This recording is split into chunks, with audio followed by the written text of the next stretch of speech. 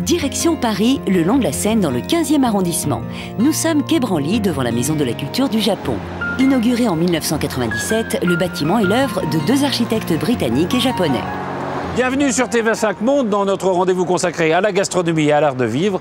Beaucoup de gastronomes francophones prétendent que s'ils devaient emporter une gastronomie sur une île déserte, eh bien ce serait la gastronomie japonaise. C'est donc à cette gastronomie japonaise que nous allons consacrer cette émission réalisée depuis la Maison de la Culture du Japon à Paris. Et vous allez voir que cette gastronomie elle est autant une affaire de goût qu'une affaire d'art de vivre. Nous sommes dans les cuisines de la Maison de la Culture du Japon à Paris. Je suis en compagnie de Yumiko. Bonjour. Alors vous êtes journaliste, vous connaissez très bien la gastronomie européenne, hein, mais là c'est de la cuisine quotidienne au Japon que nous allons parler. Et nous sommes en compagnie de monsieur Takeno qui est cuisinier l'UNESCO. Voilà. Et donc quand on va dans les restaurants japonais, on mange des sushis, des sashimi. Non, là c'est pas de ça qu'on va parler, c'est de la cuisine quotidienne hein, qu'on fait au Japon, des produits qu'on trouve sur les tables japonaises. Les ingrédients, c'est plus important, sont les deux. Ça? Oui. Ça c'est quoi alors? Ça c'est dur d'abord, on dirait du bois. Oui, c'est pas le bois, c'est la bonito séchée. La bonito séchée? Oui. Du poisson? Oui, on fabrique donc au sud du Japon. Ouais. On va quoi? On va la râper après? Oui, on fait comme ça. Ah voilà, avec une... D'accord. Oui. Et on obtient ceci. Oui. Alors je vais goûter. Ah oui, ça a le goût de poisson. Oui. Et ça devient... oui, mais bien voilà. sûr, on ne mange pas cette forme-là. Ah d'accord, donc voilà. La bonito séchée. Oui, ça c'est les feuilles algues. Des algues. Ça s'appelle kombu. Et c'est pêché donc au nord du Japon. Bon, on ne peut produire que là-bas. D'accord. Et donc avec les deux ingrédients, c'est-à-dire avec la bonite et les algues? Oui, on fait le bouillon. D'accord, c'est ça qui va faire la préparation du bouillon. C'est équivalent de fond blanc pour la cuisine française. Voilà. Oui.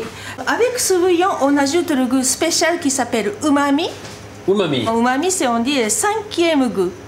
D'accord. Oui, les cuisiniers français parlent beaucoup sur l'umami. Bon, en fait, c'était le glutamate ou le inosinato, des choses comme ça. Oui. Alors, mais ça, c'est naturel. Alors, dans un repas japonais traditionnel, combien il y a de plats? Un bol de riz et une soupe, et puis 3 plats. 3 plats, ça fait 5 en tout, hein? Donc, alors, qu'est-ce qu'on a là? C'est un bol de riz, donc c'est du riz aux fèves et à la palourde. Ça, c'est du riz japonais, hein? Oui.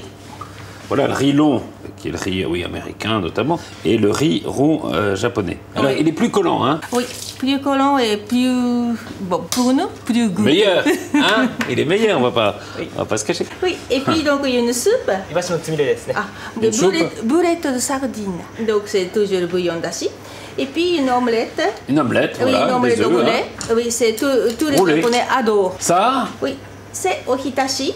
Donc, ohitashi, c'est des légumes cuits, marinés. Marinés. Oui. Et là, c'est quoi? Des épinards? Oui. Épinards et de l'aubergine. Et de l'aubergine. Oui, dans la sauce de bouillon et puis un petit peu de sauce de soja. Ça, c'est l'équivalent de la salade de chez vous. Et donc, c'est un plat, mais vinaigré. Et donc, une autre sorte d'algue est mélangée avec des éminces de concombre.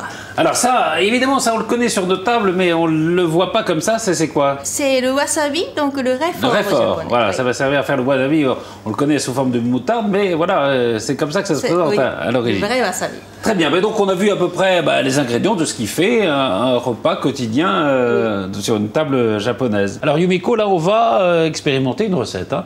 Monsieur Takeno va vous montrer la recette Nikujara. Nikujara. Oui, Niku c'est de la viande. Ouais. Jara c'est jaraimo, donc la pomme de terre. Alors évidemment, quand on parle du bœuf japonais, on parle toujours, nous, du bœuf de Kobe, qui est, paraît-il, fantastique, qui est massé comme ça à la main, hein, qui boit de la bière, c'est ça? Oui, et quand il était petit, donc on donne beaucoup de bière, et je ne sais pas pourquoi. Peut-être c'était... Pour le regresser, non, je suppose. Oui.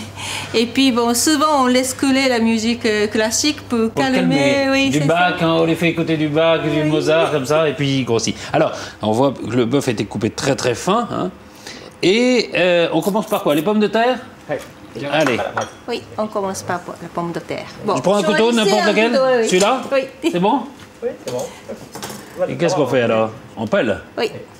Voilà, vous utilisez le couteau de femme au foyer. C'est le couteau traditionnel. Les couteaux japonais coupent très bien. Oui, les deux sont couteaux japonais, mais le couteau que M. Takeno utilise, c'est le couteau à une seule lame. Et donc ça coupe très très bien. Très très bien. Oui. J'ai bien fait de ne pas le prendre parce que je me serais coupé la pomme de terre et le doigt en même temps.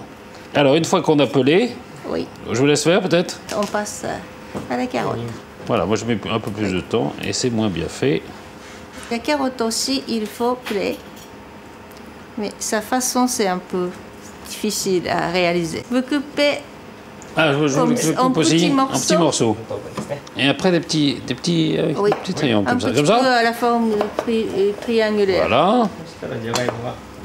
Il faut laver des morceaux de pommes de terre. Ah, on les met à laver. Il faut bien rincer dans l'eau. Pour enlever l'amidon, c'est ça? C'est ça. D'accord. Alors ensuite des oignons. On utilise donc les petits oignons, donc c'est entier, comme ça. Voilà. Et après? Voilà. C'est tout. Voilà, donc on a les pommes de terre, les carottes, les oignons. Ça y est, les légumes sont prêts. On va le mettre là-dedans, c'est ça? Oui, 9 fois. 9 fois? 9, oui. Ah oui, pas plus, pas moins. Oui. 8. Et la dernière pour la route, la 9e. Voilà. Et donc ça c'est la sauce de soja. Ça c'est un peu de soja. Et donc une louche de soja. Une louche de soja. Oui. Ah, c'est vraiment précis, hein? Oui. C'est bon là? C'est bon. Allez. Ça c'est le mirin aussi. Mirin, mirin, c'est ouais, l'alcool de riz. Alcool de riz. Oui, très doux. Du soja, de l'alcool de riz, du bouillon. Voilà. Hop là. Du sel. Alors combien ça? Ça c'est du sucre. Du sucre japonais. Donc, ou je précise du sel. Doux. Il faut bien. Voilà, juste le ras. Ras la cuillère, mais pas plus. Oui. Un et puis deuxième. Un deuxième? Donc, oui. Voilà, 2 cuillères de sucre. Et maintenant on remue. On va faire cuire les légumes dedans. C'est comme ça, hein, je crois, non? Voilà. Et puis les pommes de terre aussi? Oui. Et ben voilà. Et là, on fait cuire pendant combien de temps? À peu près 20 minutes. Une vingtaine de minutes. Ouais. D'accord. Les légumes sont en train de cuire. Monsieur Takeno a mis une feuille d'aluminium au-dessus de ces légumes. On fait blanchir quelques haricots verts. La viande, tout à l'heure, on va la mettre aussi dans le bouillon hein, pour la faire cuire. Donc on va attendre un petit peu que tout ça soit préparé. Voilà, je suis toujours en compagnie de Yumiko. Nous sommes dans le pavillon de thé. Et là, nous allons observer les arts de la table, hein, comment se fait un repas au Japon. Alors Yumiko, d'abord, il y a les baguettes évidemment. Oui. Table basse, évidemment, nous on est où assis. Alors la vraie position c'est la vôtre. Hein. Oui, mais ça doit être très difficile pour vous. Mais c'est difficile, alors moi je me suis mis comme ça, on peut quand même. Oui, oui, hein, oui, c'est oui, pas... oui. Sur ce plateau, on compte toujours les 5 plats. Hein. Oui. Voilà, donc un bol de riz. Un bol de riz. Et puis donc une soupe. Et puis un plat principal. Alors c'est le plat principal Oui, qu'a préparé monsieur préparé. Takeno tout à l'heure. Par contre on commence, il y a un ordre précis? Est-ce qu'il y a des entrées, un plat, un dessert? Non, on sert tout en même temps. Tout en même temps, tous les plats sur la table. Oui. Et alors on prend les baguettes, Oui. hein, évidemment.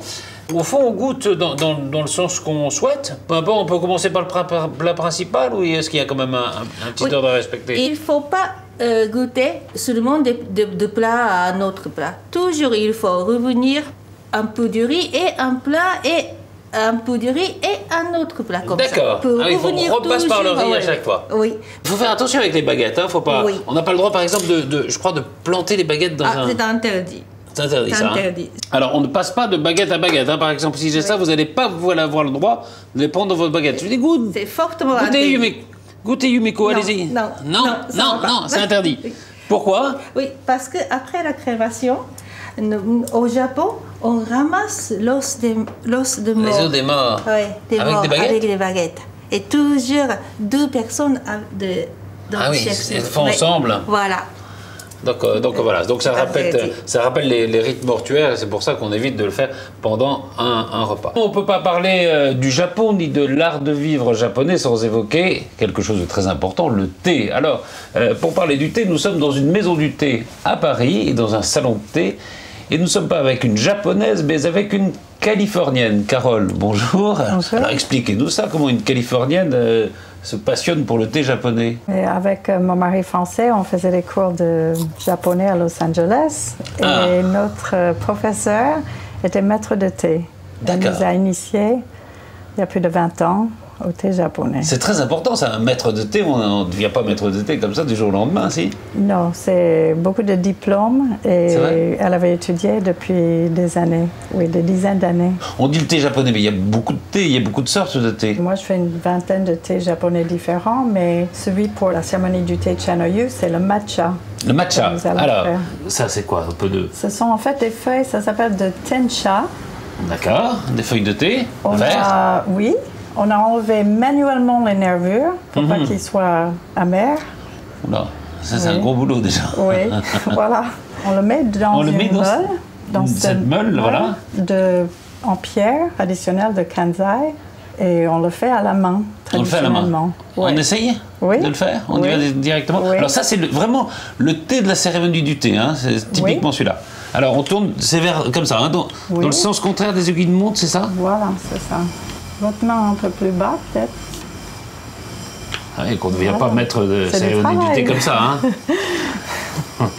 Et donc, vous voyez, ça tourne ici, et c'est déjà vert fluo. Oui, c'est pas le même vert. Il est un peu plus vite. Ah bon, d'accord. C'est bon.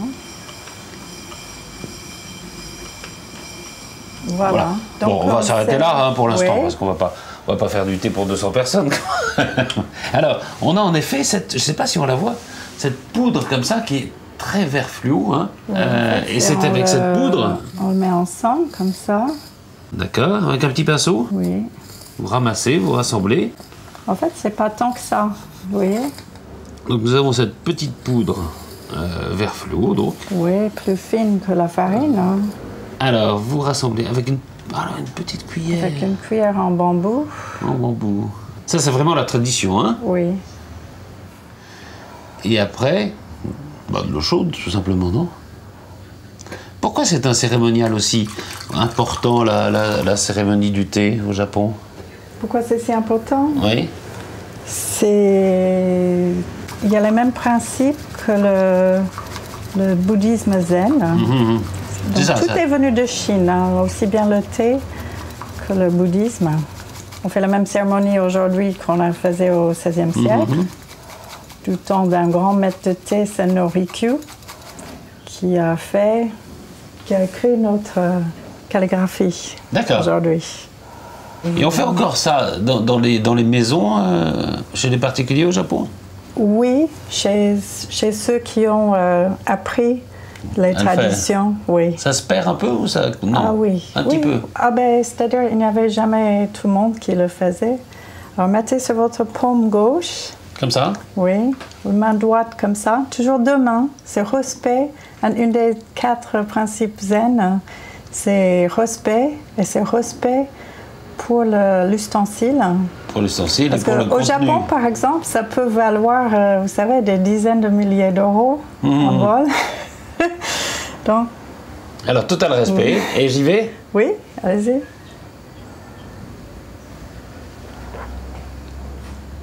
Ah oui, là, on sent... Ah oui. Ça sent quoi? Ça sent le thé fraîchement moulu. Très fraîchement moulu. Que vous n'avez pas l'habitude. Hein? Non, c'est très très bon. On peut voir qu'il y a une petite mousse à la surface, évidemment, puisque vous avez battu ce thé. Alors ça s'appelle le matcha. Oui. Hein, c'est vraiment le thé de la cérémonie du thé. Oui, pour le Chanoyu. Parce qu'il y a une autre cérémonie du thé. Une autre cérémonie? Senchado. Ah, c'est quoi ça? Avec du gyokuro. C'est avec du thé infusé. Infusé? Oui. Cette émission est désormais terminée. Sayonara le Japon. Nous, on se retrouve très vite pour un nouveau rendez-vous gastronomie et art de vivre. Salut!